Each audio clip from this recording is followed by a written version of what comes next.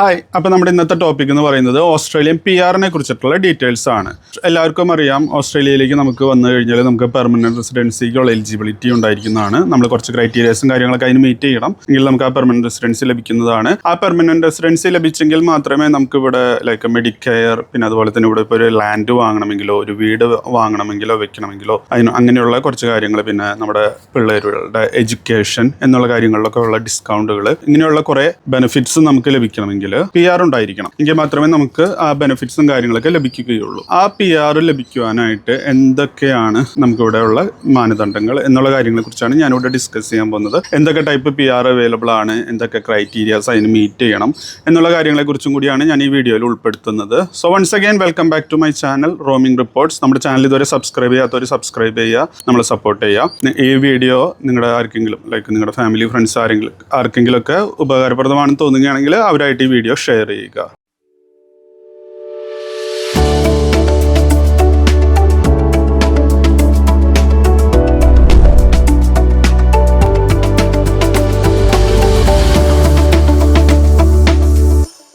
അപ്പോൾ ആദ്യം തന്നെ നമുക്ക് എന്തൊക്കെ ടൈപ്പ് PR ഓപ്ഷൻസ് ആണ് അവൈലബിൾ ആയിട്ടുള്ളത് എന്ന് നോക്കാം. ഓസ്ട്രേലിയയിൽ മെയിൻ ആയിട്ട് അവൈലബിൾ ആയിട്ടുള്ളത് 189 independent PR, 190 state PR, 186 employer sponsored PR, 491 regional PR, പിന്നെ 491 നിന്ന് കഴിഞ്ഞിട്ട് കുറച്ച് നാൾ കഴിയുമ്പോൾ പെർമനന്റ് റെസിഡൻസിലേക്ക് മൂവ് ചെയ്യുന്ന 191 PR ഓപ്ഷൻസ്. ഇത്രയും PR ഓപ്ഷൻസ് ആണ് ഇപ്പം മെയിൻലി ഓസ്ട്രേലിയയിൽ അവൈലബിൾ ആയിട്ടുള്ളത്. ഇതിലെല്ലാവരും മെയിനായിട്ട് ഫോക്കസ് ചെയ്യുന്നത് 189 ആൻഡ് 190 PR കിട്ടാൻ വേണ്ടിയിട്ടാണ്.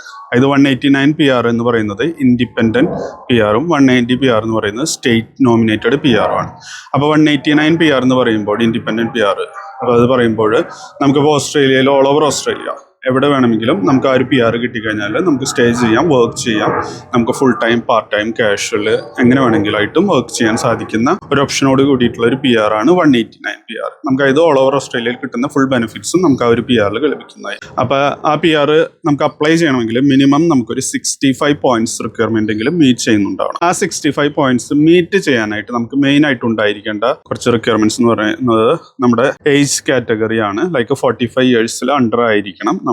പിന്നെ അതുപോലെ തന്നെ നമ്മുടെ എഡ്യൂക്കേഷണൽ ക്വാളിഫിക്കേഷൻ, നമ്മുടെ ക്വാളിഫിക്കേഷൻ എന്താണോ അതിനനുസരിച്ച് നമുക്ക് ഓസ്ട്രേലിയൻ സ്റ്റഡി റിക്വയർമെന്റ്സ് ആയിട്ട് മീറ്റ് ചെയ്യുന്നുണ്ടെങ്കിൽ അതിന് ഈക്വലന്റ് ആയിട്ടുള്ള പോയിന്റ്സ് ലഭിക്കുന്നതാണ്. പിന്നെ നമ്മുടെ എംപ്ലോയ്മെന്റ് എക്സ്പീരിയൻസ്, നമുക്ക് എത്ര വർഷത്തോളം എക്സ്പീരിയൻസ് നമ്മുടെ റിലേറ്റഡ് എഡ്യൂക്കേഷൻ ക്വാളിഫിക്കേഷൻ ഉണ്ടോ അതിനനുസരിച്ച് നമുക്ക് അതിന്റെ പോയിന്റ്സുകൾ ലഭിക്കുന്നതാണ്. പിന്നെ നമ്മുടെ മാരിറ്റൽ സ്റ്റാറ്റസ്, നമ്മൾ സിംഗിൾ ആണെങ്കിൽ നമുക്ക് പോയിന്റ്സ് കൂടുതലായിരിക്കും, അല്ലെങ്കിൽ നമ്മൾ മാരീഡ് ടു ഓസ്ട്രേലിയൻ സിറ്റിസൺ ആണെങ്കിലും നമുക്ക് പോയിന്റ്സ് കൂടുതലായിരിക്കും. അതുപോലെ തന്നെ നമ്മൾ മാരീഡ് ആണെങ്കിൽ നമ്മൾ ലൈക്ക് ഒരു ജസ്റ്റ് ഒരു ഇന്ത്യൻ ആരെങ്കിലും ആയിട്ടൊക്കെ മാരീഡ് ആണ് എന്നുണ്ടെങ്കിൽ അപ്പോൾ അതിനൊരു പോയിന്റ് കാറ്റഗറി വരുന്നുണ്ട്. പിന്നെ അതുകൂടാതെ മെയിൻ ആയിട്ട് വേണ്ടത് നമ്മുടെ ഇംഗ്ലീഷ് ലാംഗ്വേജ് റിക്വയർമെന്റ്സ് ആണ്. അപ്പോൾ നമുക്ക് ലൈക്ക് IELTS, PTE, OET അങ്ങനെ 3 ഓപ്ഷൻസ് ആണ് മെയിനായിട്ട് അവൈലബിൾ ആയിട്ടുള്ളത്. അപ്പോൾ അതിൽ ലഭിക്കുന്ന സ്കോറിനനുസരിച്ച് നമുക്ക് അതിൽ നിന്ന് എത്ര ഈക്വലിൻ്റെ എത്ര പോയിന്റ്സ് ആണോ ആ പോയിന്റ്സ് ലഭിക്കുന്നതാണ്. പിന്നെ നമ്മുടെ സ്പൗസിന് ഒരു ഇംഗ്ലീഷ് ലാംഗ്വേജ് റിക്വയർമെൻറ്റ്സും കൂടി ഉണ്ടായിരിക്കും. പിന്നെ അതുകൂടാതെ നമ്മളൊരു സ്കിൽ അസസ്മെൻറ്റും കൂടി ചെയ്തിട്ടുണ്ടാവണം. ANMAC, ഇപ്പോൾ ഓസ്ട്രേലിയൻ നേഴ്സസിൻ്റെ കേസ് പറയുമ്പോൾ ANMAC സ്കിൽ അസസ്മെൻറ്റ്. അപ്പോൾ അങ്ങനെ ഒരു സ്കിൽ അസസ്മെൻറ്റും കൂടി ഉണ്ടെങ്കിലേ നമുക്ക് PR-ന് അപ്ലൈ ചെയ്യാൻ പറ്റുള്ളൂ. അപ്പോൾ ഈ എല്ലാ കാര്യങ്ങളുടെ പോയിന്റ്സ് ടോട്ടൽ കാൽക്കുലേറ്റ് ചെയ്തിട്ട് if it is 65 and above ഉണ്ടെങ്കിൽ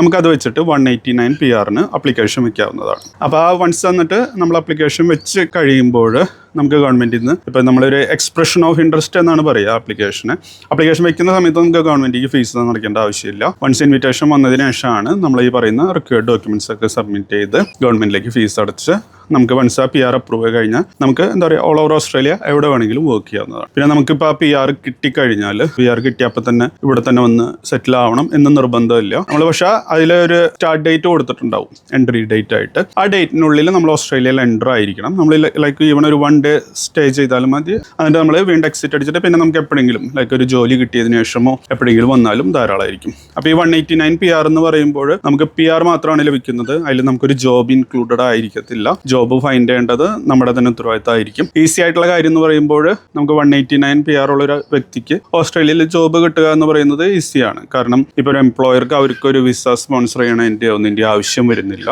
അപ്പോൾ അവർക്ക് ജസ്റ്റ് ഒരു ജോബ് ഓഫർ മാത്രം പ്രൊവൈഡ് ചെയ്താൽ മതി. അത് ഫുൾ ടൈം ആണോ പാർട്ട് ടൈം ആണോ എന്താണെന്നുള്ളത് നിങ്ങൾക്ക് തന്നെ തീരുമാനിക്കാവുന്നത്. അപ്പോൾ ഇതൊക്കെയാണ് 189 കുറിച്ച് പറയാനുള്ളത്.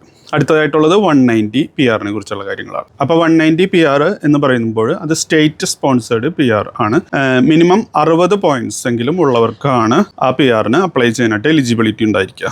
ഇത് നമുക്കിപ്പോൾ 60 പോയിന്റ് ഉണ്ടായിരിക്കണം. പിന്നെ ഒരു 5 പോയിന്റ്സ് നമ്മൾ നോമിനേറ്റ് ചെയ്യുന്ന സ്റ്റേറ്റിൽ നിന്ന് നമുക്ക് ലഭിക്കുന്നതാണ്. അപ്പോൾ അതിൽ ഇപ്പോൾ നമുക്ക് ഈ PR വേണ്ടി അപ്ലിക്കേഷൻ വെക്കുമ്പോൾ ലൈക്ക് ഓൾ ഓവർ ഉള്ള എല്ലാ സ്റ്റേറ്റുകളിലെ ലിസ്റ്റ് കാണിക്കും. അപ്പോൾ നിങ്ങൾക്ക് പെർട്ടിക്കുലർലി ഇന്ന സ്റ്റേറ്റ് ആണ് താല്പര്യമുള്ളൂ എന്നുണ്ടെങ്കിൽ ആ ഒരു സ്റ്റേറ്റ് മാത്രം അതിൽ ചൂസ് ചെയ്യാം. അപ്പോൾ ആ സ്റ്റേറ്റിൽ നിന്ന് നിങ്ങൾക്കൊരു ഇൻവിറ്റേഷൻ അവർ സ്റ്റാർട്ട് ചെയ്യുകയാണെങ്കിൽ നിങ്ങളെ ഇൻവൈറ്റ് ചെയ്തിട്ട് നിങ്ങൾക്ക് അതുവഴി ആ PR അപ്ലൈ ചെയ്യാൻ പറ്റുന്നു. പിന്നെ മെയിൻ ആയിട്ടുള്ള കാര്യം എന്ന് പറയുമ്പോൾ 190 PR ആ ഒരു പെർട്ടിക്കുലർ സ്റ്റേറ്റിലായിരിക്കണം 2 years നമ്മൾ സ്പെൻഡ് ചെയ്യേണ്ടത്. ലൈക്ക് നമുക്ക് എവിടെ ഓസ്ട്രേലിയ എവിടെയാണെങ്കിലും ലീവ് ചെയ്യാം, അതിനൊന്നും കുഴപ്പമില്ല. പക്ഷെ നമ്മൾ വർക്ക് ചെയ്യുന്നത് ആ ഒരു പെർട്ടിക്കുലർ സ്റ്റേറ്റിലായിരിക്കണം. കാരണം ആ സ്റ്റേറ്റ് ആണ് നമ്മളെ സ്പോൺസർ ചെയ്തത്. അപ്പോൾ അവർക്കാണ് നമ്മുടെ റിക്വയർമെന്റ്.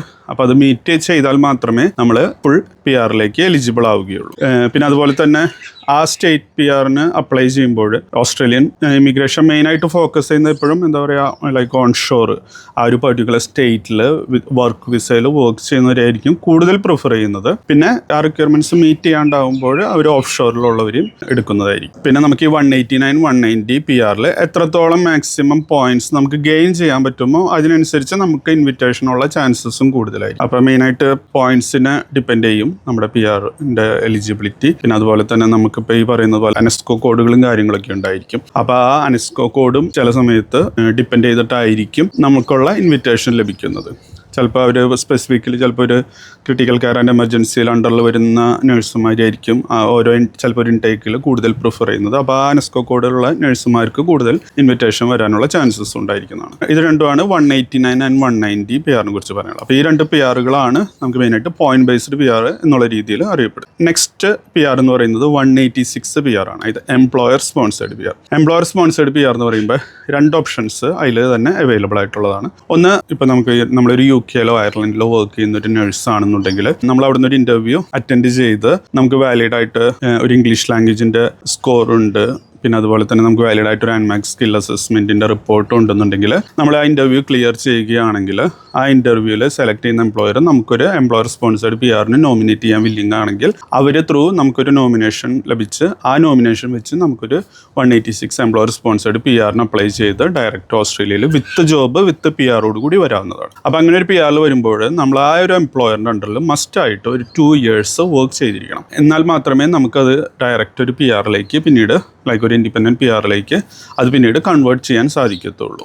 അങ്ങനെ ഒരു കണ്ടീഷനുണ്ട്. പിന്നെ ചില സമയങ്ങളിൽ നമുക്കത് ബ്രേക്ക് ചെയ്യാം. ലൈക്ക് അവർ പറയുന്ന ഒരു പെനാൽറ്റിയും കാര്യങ്ങൾ അടച്ചിട്ട് നമുക്കത് ബ്രേക്ക് ചെയ്യാവുന്നതാണ്. പിന്നെ അതുപോലെ തന്നെ ഈ PR വരുമ്പോഴാണെങ്കിലും നിങ്ങൾക്ക് ഇപ്പോൾ ലൈക്ക് ഡിപ്പെൻസ് ഓൺ ദ എംപ്ലോയറിൻ്റെ കോൺട്രാക്റ്റിന് ഡിപ്പെൻഡ് ചെയ്തിരിക്കും.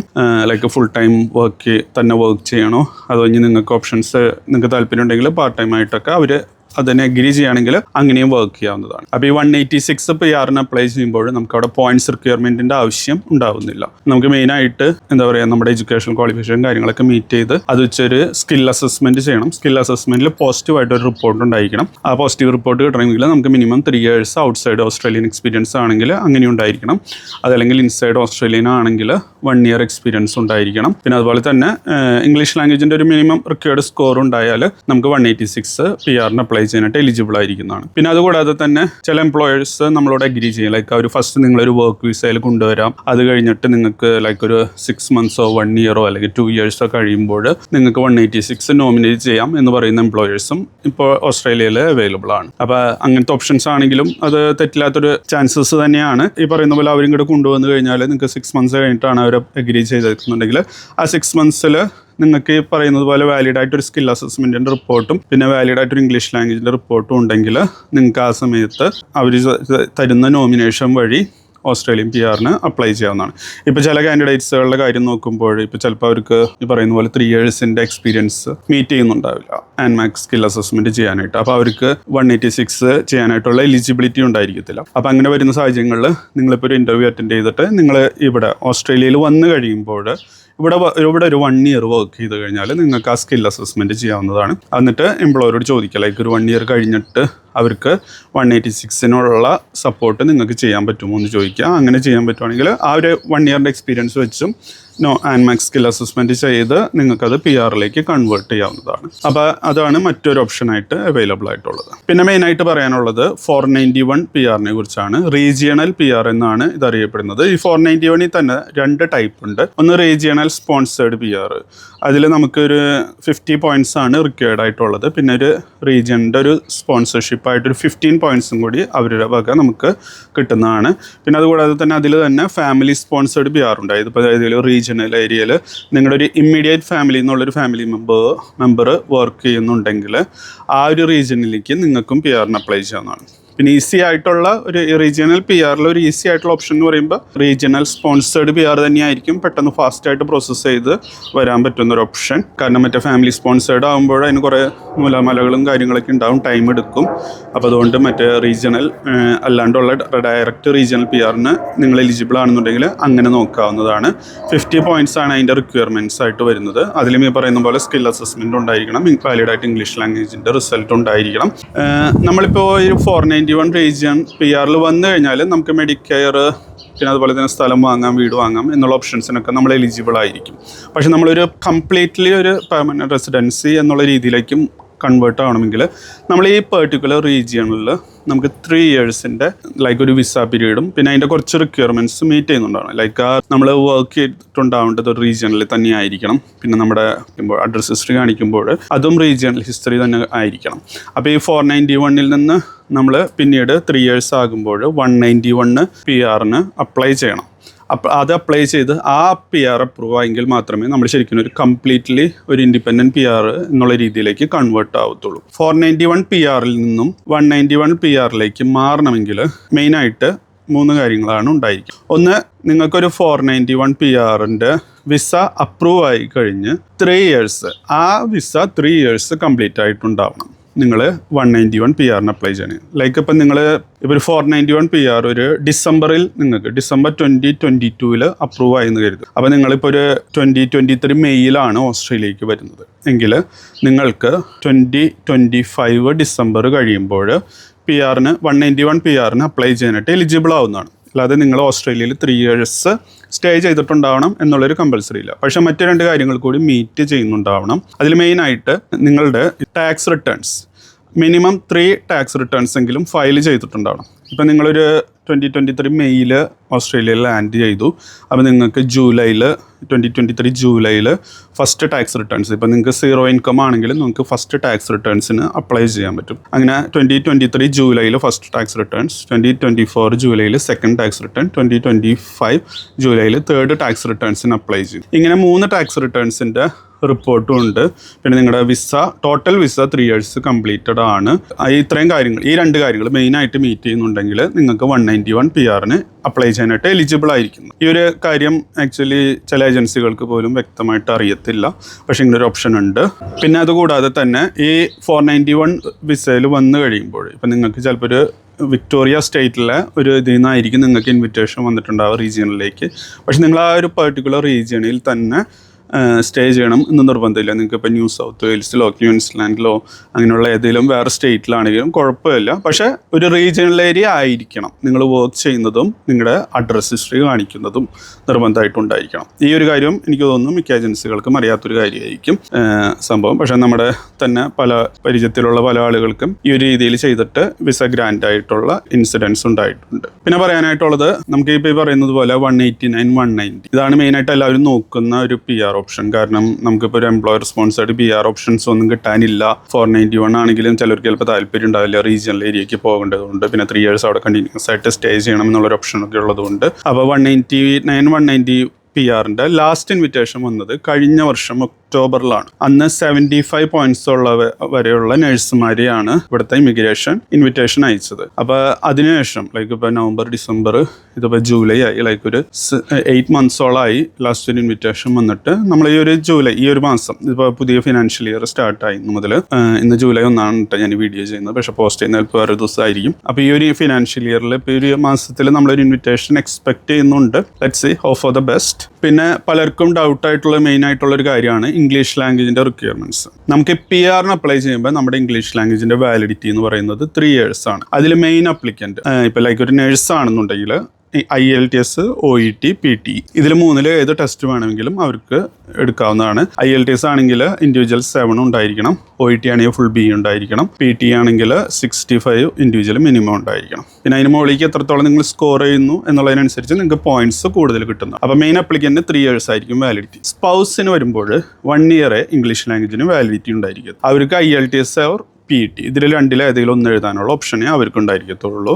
IELTS ആണെങ്കിൽ മിനിമം 4.5 ഇൻഡിവിജ്വൽ ഉണ്ടായിരിക്കണം, PT ആണെങ്കിൽ മിനിമം 30 ഇൻഡിവിജ്വൽ ഉണ്ടായിരിക്കണം. പിന്നെ ചിലവർക്കൊരു ഡൗട്ട് ഉണ്ട്, ഇപ്പോൾ സ്പൗസ് ഇംഗ്ലീഷ് ലാംഗ്വേജിൽ നല്ല സ്കോർ വാങ്ങിയാൽ നമുക്ക് അത് PR പോയിന്റ്സ് കൂടാനായിട്ട് ഹെൽപ്പ് ആകുമോ എന്നുള്ളത്. ജസ്റ്റ് ഇംഗ്ലീഷ് ലാംഗ്വേജിൽ ഇപ്പോൾ ഒരു 7 PT 65 നേടിയത് കൊണ്ടൊന്നും കാര്യമില്ല. ആ സ്പൗസ് ഒരു സ്കിൽ അസസ്മെന്റ് ചെയ്തിട്ടുണ്ടായിരിക്കണം, പിന്നെ അവരുടെ ഏജ് ലെസ് ദാൻ 45 ആയിരിക്കണം. ഈ 2 കാര്യങ്ങൾ കൂടി ഉണ്ടെങ്കിലേ നമുക്ക് സ്പൗസിന്റെ കാറ്റഗറിയിൽ കൂടുതൽ പോയിന്റ്സ് നേടാനായിട്ട് സാധിക്കത്തുള്ളൂ. ഇല്ലാന്നുണ്ടെങ്കിൽ ജസ്റ്റ് അവർക്ക് കിട്ടുന്ന ഒരു മിനിമം 5 പോയിന്റ്സ് തന്നെ അവൈലബിൾ ആയിരിക്കത്തുള്ളൂ. പിന്നെ പലർക്കും ഉള്ളൊരു തോന്നലാണ്, ചില ഏജൻസികൾ വഴി നമ്മൾ PR അപ്ലൈ ചെയ്താൽ പെട്ടെന്ന് PR കിട്ടും, അവർക്ക് എക്സ്പീരിയൻസ് ഉള്ളതുകൊണ്ട് അവർക്ക് എന്തെങ്കിലും ടെക്നിക്കൊക്കെ ഉണ്ടാവും എന്നൊക്കെയുള്ള കരുതുന്നത്. അങ്ങനെ ഒരു കാര്യങ്ങളും ഇല്ല. നമുക്കിതൊക്കെ എന്താ പറയുക, PR വൺസ് നമ്മൾ ഇൻവിറ്റേഷൻ വെച്ച് കഴിഞ്ഞാൽ പിന്നെ അത് completely depends on the immigration and government of Australia. ഈ 2 കാര്യങ്ങൾ ഡിപ്പെൻഡ് ചെയ്ത് തന്നെയാണ് ഇരിക്കുന്നത്. അല്ലാണ്ട് ഒരു ഏജൻസി വഴി അപ്ലൈ ചെയ്തുകൊണ്ട് നിങ്ങൾക്ക് പെട്ടെന്ന് PR കിട്ടുമെന്നോ അങ്ങനെയുള്ള ഒരു പ്രതീക്ഷകളും ആർക്കും വേണ്ട. എന്താ പറയുക, നിങ്ങൾ വൺസ് 189, 190 PR ഉള്ള എക്സ്പ്രഷൻ ഓഫ് ഇൻട്രസ്റ്റ് വെച്ച് കഴിഞ്ഞാൽ വളരെ ക്ഷമയോടുകൂടി കാത്തിരിക്കുക. നിങ്ങൾ അതുപോലെ തന്നെ എവിടെയെങ്കിലും കണ്ടിന്യൂസ്ലി വർക്ക് ചെയ്യാനും ശ്രദ്ധിക്കുക. എപ്പോഴാണ് ഇൻവിറ്റേഷൻ വരുന്നത് അപ്പോൾ ആ സമയത്ത് നിങ്ങൾ ഈ പറയുന്നത് പോലെ നിങ്ങൾക്കുള്ള എല്ലാ റിക്വയർമെൻറ്റ്സും മീറ്റ് ചെയ്യുന്നുണ്ട്, അതിൻ്റെ ഡോക്യുമെൻറ്റ്സുകളൊക്കെ സബ്മിറ്റ് ചെയ്ത് പേയ്മെൻ്റൊക്കെ അടച്ച് ക്ഷമയോടുകൂടി കാത്തിരുന്ന് PR വരുന്നവരെ വെയിറ്റ് ചെയ്യുക. അപ്പോൾ ഇതൊക്കെയാണ് നമുക്ക് PR കുറിച്ച് നിങ്ങളോടായിട്ട് ഷെയർ ചെയ്യാനായിട്ടുള്ള കാര്യങ്ങൾ. വീഡിയോ നിങ്ങൾക്ക് ഹെൽപ്ഫുൾ ആയിരിക്കും എന്ന് വിചാരിക്കുന്നു. കുറേ കാര്യങ്ങളൊക്കെ പറയുന്നുണ്ടായിരുന്നു, ചിലതൊക്കെ വിട്ടുപോയി എന്ന് കരുതുന്നു. അപ്പോൾ എന്തെങ്കിലും ഈ PR കുറിച്ചും അല്ലെങ്കിൽ ഓസ്ട്രേലിയയുടെ മറ്റു കാര്യങ്ങളെക്കുറിച്ച് എന്തെങ്കിലുമൊക്കെ അറിയാൻ താല്പര്യം ഉണ്ടെങ്കിൽ കമൻറ്റ് സെക്ഷനിൽ വരിക. നിങ്ങൾക്ക് അതുപോലെ തന്നെ അറിയാൻ താല്പര്യമുള്ള ഇൻട്രസ്റ്റിംഗ് ആയിട്ടുള്ള ടോപ്പിക്സ് ഉണ്ടെങ്കിൽ കമൻറ്റ്സിൽ പറയുക, ഞാൻ അതിനെക്കുറിച്ചുള്ള വീഡിയോസ് ചെയ്യാൻ ശ്രമിക്കുന്നതാണ്. So once again thanks for watching my videos. അടുത്തൊരു ഇൻഫോർമേറ്റീവോ അല്ലെങ്കിൽ ഒരു ട്രാവൽ വീഡിയോ ആയിട്ട് വീണ്ടും കാണുന്നത് വരെ ബൈ ബൈ. Thank you.